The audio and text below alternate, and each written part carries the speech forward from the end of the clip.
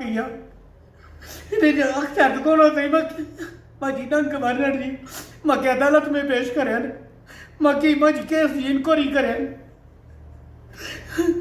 मुंहिंजी पूरी जंग थी ख़तमु आहे न हली सघंदो आहे न टुरी सघंदो आहे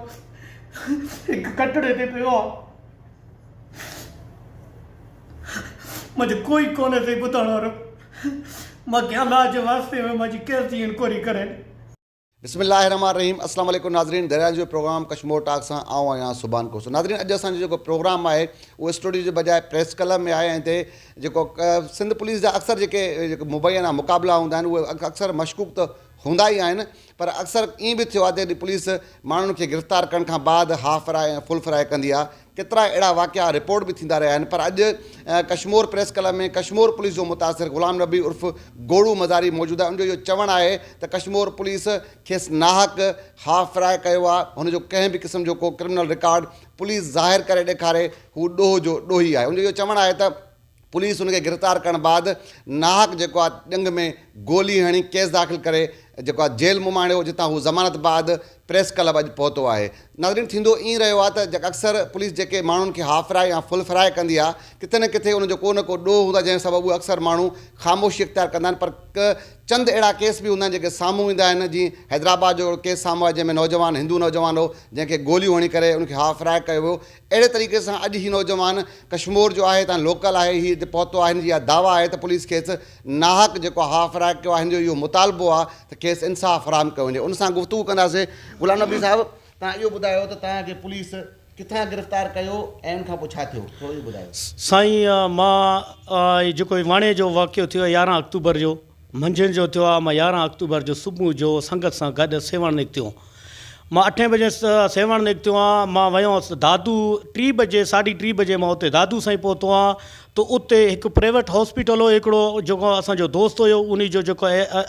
पुछा करण हुयो उहो बीमार हुयो। मां उतां दाख़िल थियो आहियां। उते CCTV कैमरा जेको उन हॉस्पिटल में सही लॻियल हुया उन जे वाज़े नमूनो जेको मां सां उहो सबूत मां आहिनि जेका मीडिया वारनि मां तव्हांखे ॾिसी सघां थो। उहो जेको मां उते मौजूदु आहियां उन वीडियो में CCTV कैमरे में तव्हां मूंखे ॾिसी सघो था। उन हॉस्पिटल में तारीख़ूं वार हर शइ उते लिखियलु हूंदा आहिनि जेको मां उते मौजूदु आहियां। उहे वीडियो तव्हांखे मां ॾेखारे सघां। मां इतूं रवानो थियो मां वरी मां इतूं रवानो थियो 4 बजे मां सेवण वियो। राति मां उते थियो 12 अक्टूबर जो सुबुह जो 8 बजे निकिता हूं। मां हिते कश्मोर दाख़िल थियो आहियां। मां उते आयो त राति थियो। सुबुह जो मां 13 अक्टूबर जो सुबुह जो 8 बजे मां पंहिंजो गुज़ारो करां थो महिनत मज़ूरी करां थो शोरूम आहे मुंहिंजो गुज़ारो करां थो। पूरी कश्मोर मूंखे सुञाणे थो पूरी वाणियो मूंखे सुञाणे त मां कहिड़ो आहे। मां ग़रीब मिसकीन आहे हिकिड़ो गुज़ारो कंदो आहे। नंढो वॾो साईं शहर में थियो मां ॾुआरी हुजां त मां शहर में न थियां। मां नंढो वॾो शहर में थियो। मां 13 अक्टूबर जो मां दाख़िल थियो आहियां। तूं 45 ॾींहं खां करास कर मोटरसाइकिल मां जो शोरूम जो हुयो उन जो रईमियार कापी आहे उन जी कागज़ मां वटि रखियल आहिनि साईं।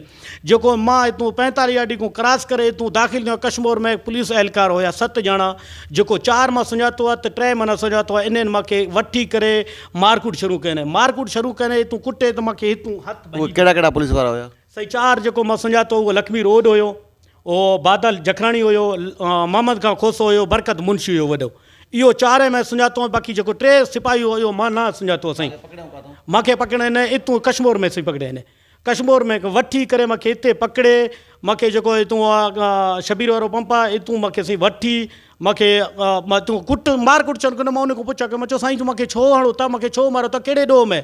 त उन्हनि मूंखे कुटे जो हथु मूंखे भॼी पियो। बादल जखराणी मूंखे चयो तूं जेको न वॾो ॾोहारी हुई जेको 11 अक्टूबर जो जेको न 2 ॾींहं अॻे तूं जेको वाणे खे पिस्तौल हणी तूं जेको इनखे ज़ख़्मी कयो उन केस में तूं 2 ॾींहं जेको रूपोश हाणे तूं आयो हाणे तोखे उन केस में वरितासीं। मां चयो साईं 11 अक्टूबर जो मां हिते आहियां कोन जेको मां सां तव्हां जेको ज़ुल्म करो था उन में मां सां जेका पुलिस वारा बि आहिनि जेका एहलकार उहो बि मां सां सेवण गॾु आहिनि साईं। तव्हांखे गोली किथे आया कहिड़ी जाइ ते? साईं मूंखे हितां जेको मां खणे आहिनि हितां मूंखे अखियूं ॿधे मूंखे कंहिं जाइ ते त मूंखे ख़बर कोन्हे। पोइ हितां मूंखे हाफ फ्राई कयनि साईं। हिते हे ॾिसो था साईं हे 2 फायर करे साईं मूंखे पूरी जंग ख़तमु थियो न मां हली सघंदो आहियां न टुरी सघंदो आहियां। मूंखे हितां हणी त मूंखे कश्मोर में इलाइक़े में सटे विए। तो उन्हनि मीडिया वारनि खे ॿुधायो जो असां जेको आहे ॾोहारी वरितो हुआसीं हिन केसिस में पुराणे केसनि में जेको हे ॾोहारी हुयो। मां इहो मीडिया वारनि खे तव्हांखे सही चवां थो जो हिकिड़ो पुराणो केस मां जो कढे त मां जुर्मदार आहियां साईं। जेको मां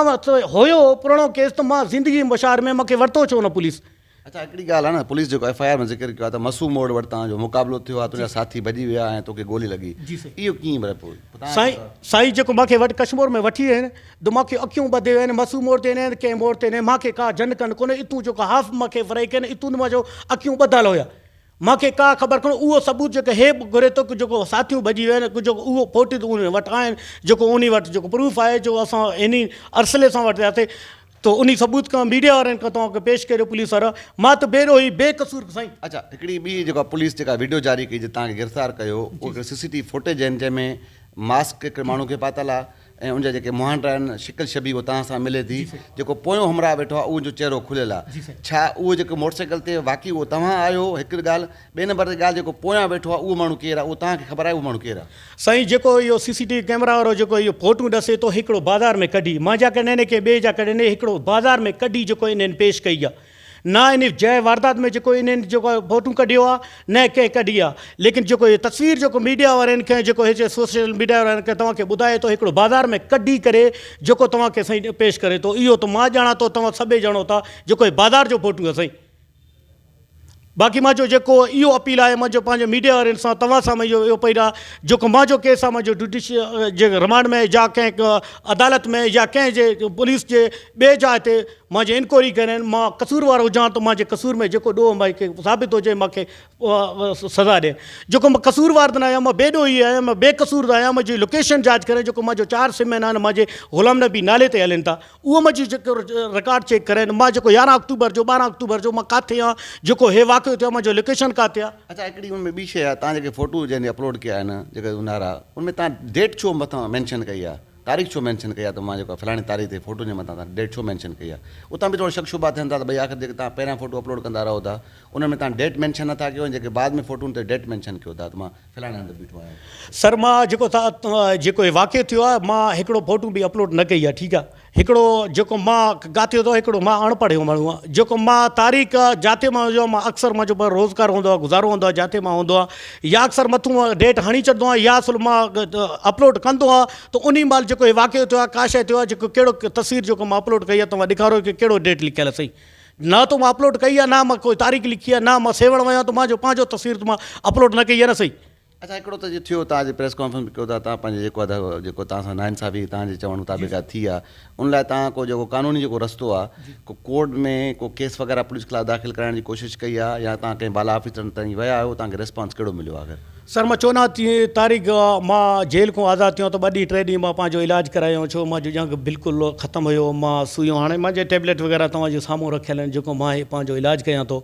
हिते प्रेस कॉन्फ्रेंस आयो आहियां मां अॻे तो पंहिंजो मीडिया वारनि खे ॿुधायां जेको पुलिस जेको पंहिंजो मौक़े पेश कई आहे हाणे मां पंहिंजो मौक़े पेश कयां थो तव्हांखे ॿुधाइणु चाहियां थो तव्हां पाण मीडिया वारा ॿुधायो त मुंहिंजे आवाज़ु जेको आले उहिदेदारनि सां पहुचायो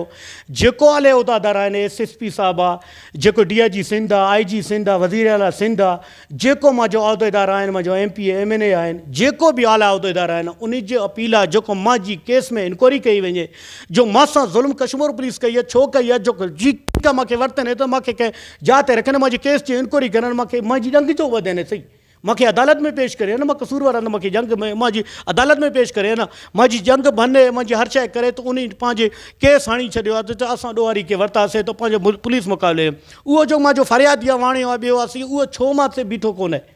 जो बिल्कुलु नाज़रीन तव्हां जेको आहे त ग़ुलाम नबी उर्फ़ गोड़ू मदारी जी गुफ़्तगू ॿुधी आहे जो इहो चवणु आहे त जंहिं जेको मूंखे जवाबदार ॾियणो फलाणे दीवान जी जेका फुर थी आहे उहो दीवान आख़िर मुंहिंजे मथां फ़रियादी छो न थियो आहे ऐं हिन जो इहो चवणु आहे जॾहिं महिल पुलिस मूंखे पकड़ियो बि हो त अगरि मां ॾोहारी बि हुउसि त कोर्ट में पेश कना पोइ कोर्ट जेका मूंखे सज़ा ॾिए आहे इहो अजीब इतफ़ाक़ बि नाज़रीन आहे त पुलिस जॾहिं बि गोली हणे थी मुक़ाबिलो थिए थो मुक़ाबिलो थिए बि ऊंदहि में थो पर उहा गोली वञी करे माण्हू जे जंग में उन हिसे ते लॻे थी जिते माण्हू सदता हयात माज़ूर थी वञे थो पुलिस जा अहिड़ा मुक़ाबिला बिल्कुलु इंतिहाई मशकूक आहिनि ऐं हिन वाक़े जी जॾहिं हीउ माण्हू हिते पहुतो आहे छो त कश्मीर पुलिस तक़रीबन हिन नए जेको पुलिस जो निज़ाम ठहियो आहे उन में तक़रीबन 4 हाफ़ राय जा केस कया आहिनि उन में पहिरियों माण्हू हीउ आहे जेको मीडिया ताईं पहुतो आहे इहो मुतालबो कंदे नज़र अचे थो त पुलिस जेको नाहक जेको हाफ़ राय कयो आहे SSP कश्मोर खे बिल्कुलु इन मामले जी जांच ऐं कराइणु घुरिजे उन सां गॾु गॾु अदालती जांच बि थियणु घुरिजे त वाक़ई अगरि हीउ ॾोहारी हुयो त पोइ हिन सां जेको पुलिस का कार्रवाई कई आहे उहा कंहिं हद ताईं ठीकु चई सघूं था पर पुलिस खे इहो अख़्तियार नाहक चाहे तो कंहिं बि माण्हू ते पाण जज थी करे फ़ैसिला करे पाण माण्हू खे गोलियूं हणे पर SSP कश्मीर जे लाइ ही वॾो हिकु चैलेंज आहे त हिकिड़ो माण्हू साम्हूं आयो आहे उहो मुतालबो कंदे नज़र अचे थो त उन जे वाक़े जी जांच कई वञे अगरि वाक़ई पुलिस नाहक हिननि जे मथां हिन खे हा फराए कयो त SSP कश्मीर खे घुरिजे त उन्हनि माण्हुनि ख़िलाफ़ु सख़्तु खां सख़्तु कार्रवाई कजे। अॼु जे प्रोग्राम ॾींदा इजाज़त वरी सुभाणे कंहिं ॿिए इशू कंहिं ॿिए माण्हू सां गॾु असां मुलाक़ात थींदी। अला वाही।